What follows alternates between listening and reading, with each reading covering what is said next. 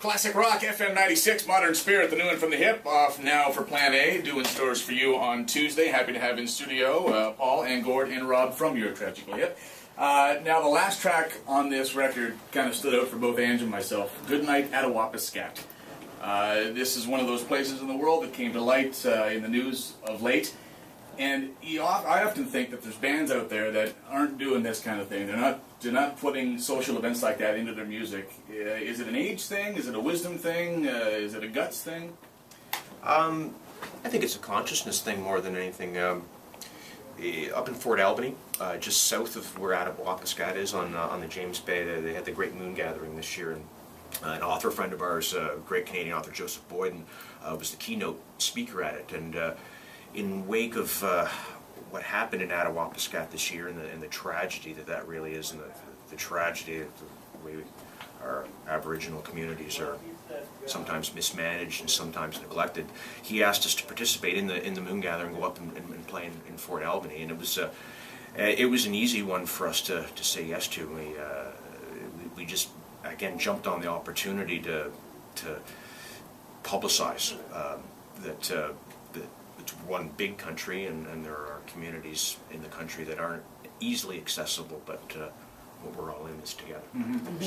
Looking at the lyrics in that song too is, for me, just a reminder of the different kinds of music that comes out these days, and how it's nice to, the lyrics read like poems, and there's no sign of a songbird up here yet, no one to take advantage of. We know that life is short, nobody can afford it to sing a song that they don't love. You can have something like that, or you could have baby, baby, baby. I'm just saying. I personally appreciate you putting out good music. Baby came after baby. Yeah, don't steal that from me. Now, Gord Downey, obviously on the record, noted as doing all the words. Is it a collective at some point with the lyrics on records? No, the lyrics are Gord's.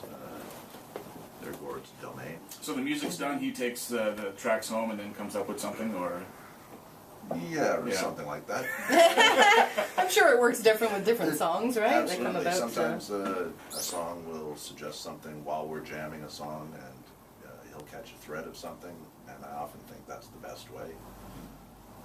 Other times there's trying to fit a round peg in a square hole, and trying to make things fit that don't always work. There are any number of ways of doing it. And, who knows? It's all a mystery to me. It's Now there's you keep doing it, it's always different. Yeah, true. And hopefully it's always fresh. The Bob Cajun movie or film they're putting out, Vancouver Film Festival is going to feature it, and then it'll be out shortly after that on DVD. Well, what was that? How did this come about? What was that like? It's a guy named Andy Keane who approached us, and we didn't really know him, although it turns out in hindsight he's a friend of my sister's. But, everybody knows everybody, Paul. Yeah. Anyway, he just asked for access to shoot it. He knew we were going to play Bob Cajun. This is summer before last, and we said sure. So he came out and he filmed a couple of, we hadn't played in quite a while, so we rehearsed a couple of days in Bath, and he filmed some of that. We didn't think of him, 2 weeks went by and we had other shows and stuff, and then we saw him in Bob Cajun, and we could see he was filming that. I remember him. Yeah, we didn't really know what to expect, and 6 months later it was like, come and check out his movie. So we went up to Toronto and checked it out, not knowing what to expect, and we all loved it. It was he really treated it well. It's not a movie about the band, it's about the event. And everything that the town of Bob Cajun went through, and some really interesting characters, and more. But having said it's not about the band, there's actually more music in it than we expected. We thought it would be, or we were told it was going to be just the song Bob Cajun, but there's probably 6 or 7 tunes in there, and he's done a really nice job. It's a fairly it's an interesting watch. We all liked it. Cool. And it features tunes by other artists too. It's good. Tune by the Trews, one by Emily Fennell, one by Sam Roberts. Yeah, that was an amazing day, for sure. It actually captures our managers, Bernie and Patty, working. Oh, no way! Wow. Now they want to get paid. That was really the only acting that went on there. Right, right. Now for Plan A's due out on Tuesday. Do you still get excited for the release dates, or are you nervous about it? I think you get excited, you know, it's a sense that something's coming.